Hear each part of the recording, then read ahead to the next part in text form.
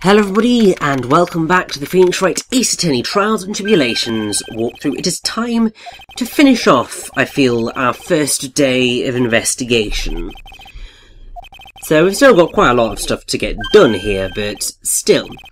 But whilst we are investigating the scene of the crime, shall we say, I mentioned at the end of the last part that there's a particular story that had an influence on the narrative of Bridge to the Turnabout, and that is a story called Soto no Akuma. Basically, Shutakumi has, I think, explicitly mentioned that as being a direct influence.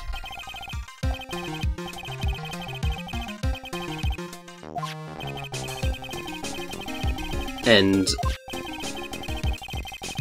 so apparently this took place in 2015. There was a discussion between Shutakumi and the mystery writer Takahiro Ukura that was posted in Kono Manga ga Sugoi site, which is a famous annual ranking of popular manga. And basically it talked about how Perry Mason was an important hint for Takumi to create the Ace Attorney series, and how Awasaka Sumao's Aichiru series influenced Ace Attorney, being both being comedic mysteries, and also the usage of something mystic like channeling in a detective story, and the reactions of fans to that, to how Arisugawa Alice's double-headed devil was a big influence on this particular case. Largely because both feature a case happening on both sides of a river. There's a lot to translate, and I don't think all of that did get translated in the grand scheme of things. But there's a nice little transcript of the majority of that interview, which you may or may not find interesting. But that double-headed devil is the third novel in the Student Alice series, which is basically, I think, a mystery series. So it's slightly confusing.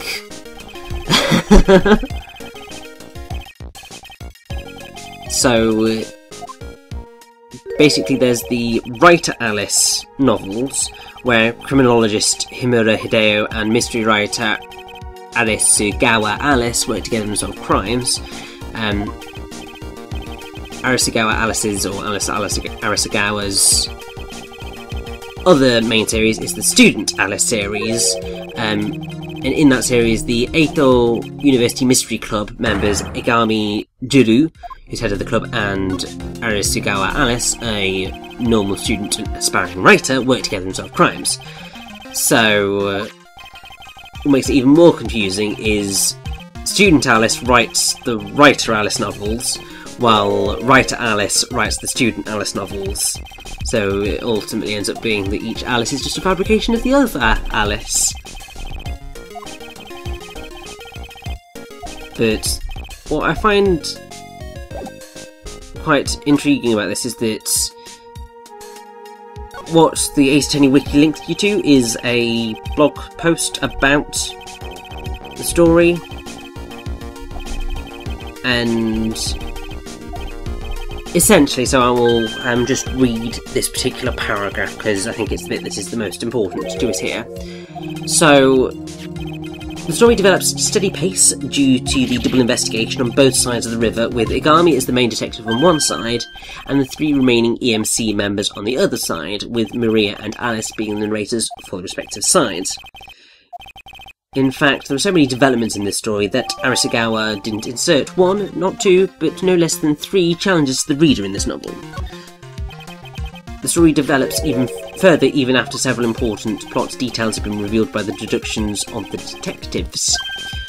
The difference, of course, being that 3 challenges are genuine challenges and not false solutions.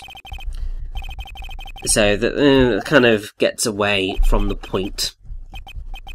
But ultimately, the whole thing that we are dealing with is the whole 2 sides of a river and how everything that's going to occur is possible, because rivers are pretty difficult things to cross when they are large. Even more difficult to cross when they're at the bottom of a bloody canyon. Because we're in a mountain range, and the drop from Dusky Bridge to the river is going to be quite a lot. So it's going to get complicated, I feel.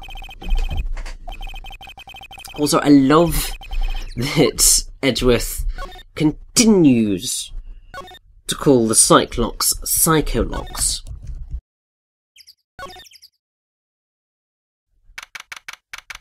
I mean, he wouldn't necessarily be... Well, he is wrong to call them that, but I think it kind of also it shows us a fundamental difference between how Nick and Edgy view people. So, Nick sees, well, calls them Cyclops because that is ultimately what they are and he knows that. But the psyche or psyche is the human soul, mind or spirit. So it's someone who has locked their soul or mind away, or there is a lock on their mind so you can't get into it. But if you're going to go for Psycholock, while it has similarities to Psych or Psyche, and I suppose they must be called Psyche locks, because that's the only way that Edgeworth could have misinterpreted it as Psycholock. But the word psycho generally relates to a psychopath, so that's quite dangerous. It's someone who is suffering from a form of psychosis, which obviously is still to do with the mind and so on and so forth, but it's a very different kettle of fish, and the only time that you call someone a psycho is if they are, like, dangerously crazy. So Edgeworth sees everyone as being dangerous, ultimately, whereas Nick sees everyone as human beings. And while obviously Edgy's a lot better than he used to be, he's still quite cold and doesn't quite understand people in general.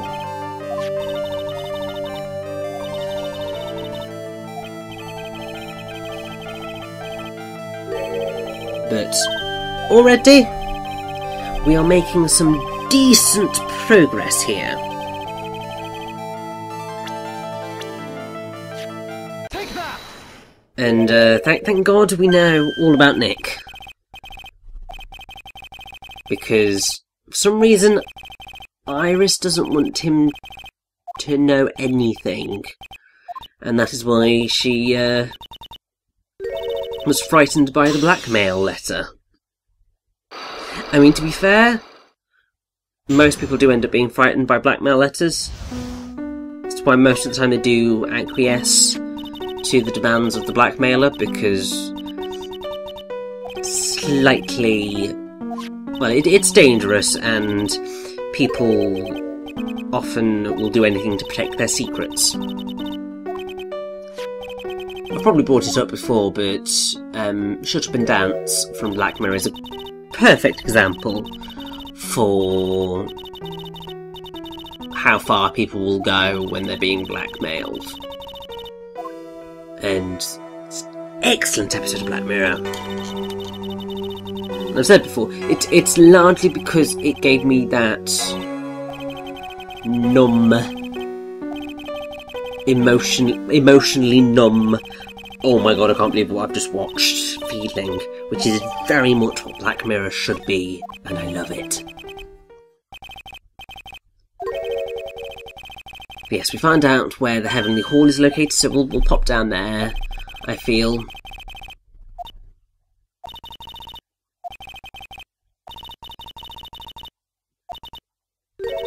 But, how very intriguing. Something to dig further into. Obviously, this is one of the longer cases in the franchise, actually. And, you know what, I'm actually going to investigate in terms of actual lengths, because obviously it's going to vary depending on how much time you spend talking to people, if you're in court, how much you press people, but I think that actually, yeah, Bridge to the Turnabout can, if you choose it to be the longest case in the franchise.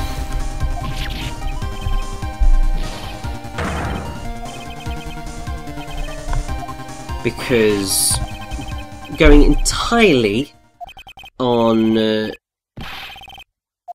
lengths of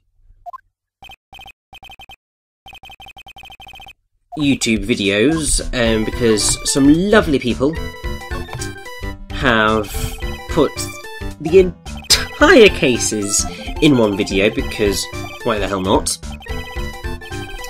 In terms of final cases, Farewell My Turnabout is about 6 hours and 20. Rise from the Ashes is about 6 hours 30-ish. And Bridge to the Turnabout is about 6 hours and 45. I'm going to do it a lot quicker than that, because when we get to court, I'm not going to be pressing everything necessary, because, well, everything we could press, because that would just be ridiculous. It would just be a complete waste of time. So, we're just gonna go at the pace the game will allow me to go, and that will just mean that all is good with the world.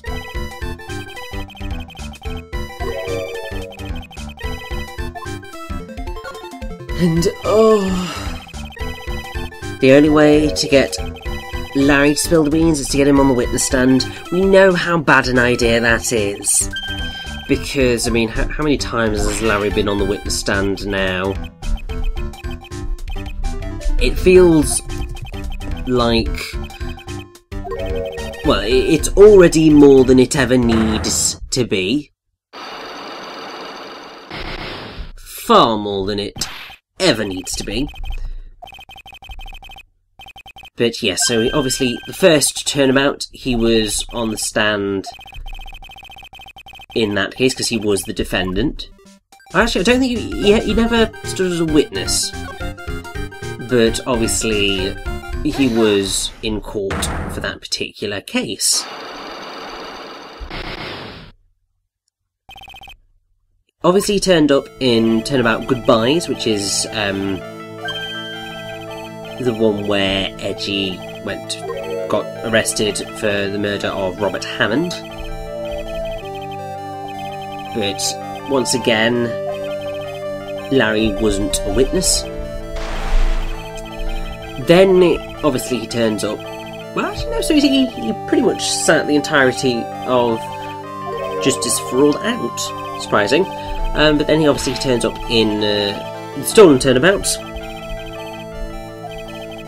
But once again, wasn't a witness. I like how basically they've decided we're just going to avoid putting Larry on the stand for as long as possible, because he's clearly a deranged lunatic who doesn't know what the hell he's talking about. So it's only right that in the last case of the trilogy, we are finally going to get him onto the stand to testify. Because he's been in that many... Well, he's only been in 4 cases up to this point. But... like... seriously, he needs to... He needs to testify, and we need to get the truth out of him if we can't get it out of him today. And you know what? We're never going to get it out of him because he's thick as 2 bricks.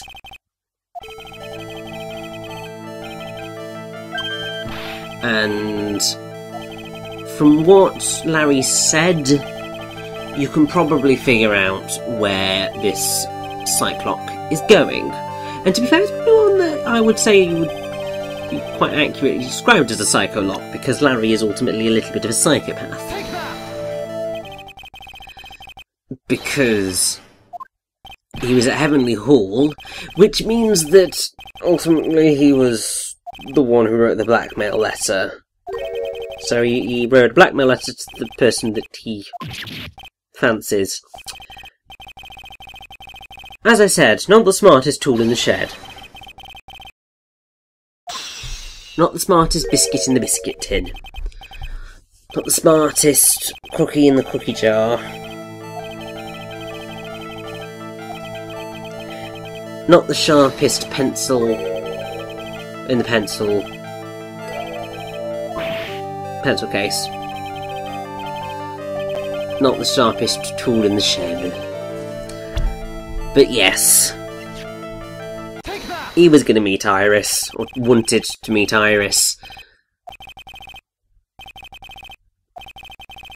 Ugh. I love how people think they can hide things from us. It's just like, no. It's not happening. We see through your lies.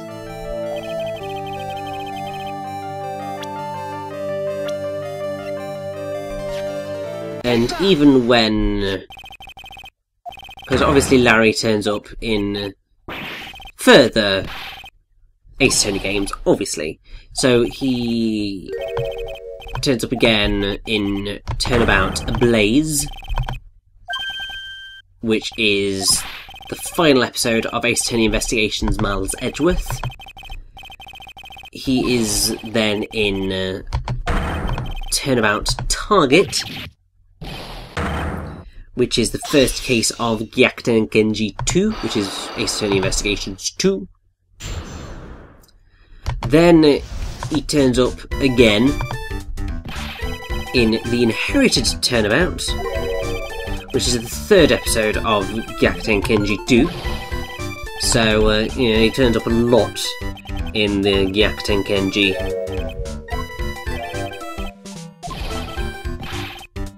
series. To be fair, makes sense. But then he did also turn up in Turnabout Time Traveller, which was his special episode, so downloadable content for Phoenix Wright Ace Attorney Spirit of Justice.